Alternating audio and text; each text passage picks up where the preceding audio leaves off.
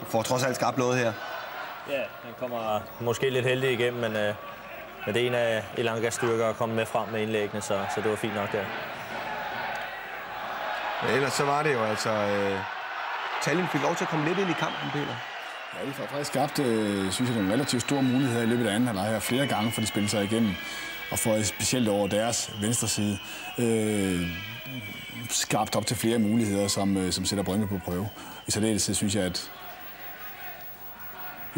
det bliver også sat i perspektiv af, at Brøndby tilsvarende ikke får skabt noget. Det er sådan nogle chancer, som dem vi ser her, der ligesom er det, Brøndby har. Så sker det. Og her ser vi så rødt kort til Kasper Ankergren, og den kommer her, Martin. Hvad vil du, er det rødt kort, det der? Jamen, det går an på, hvad dommeren han vurderer. Hvis han vurderer, at Kasper han prøver at stoppe bolden med vilje uden for feltet, jamen, så er det rødt kort, fordi det er en oplagt scoringsmulighed for ham der. Altså, han kan tage den med ind i feltet og har måske en medspiller med derinde, så er det et rødt kort, men den kan også diskuteres. Har du givet rødt kort, Peter? Jeg synes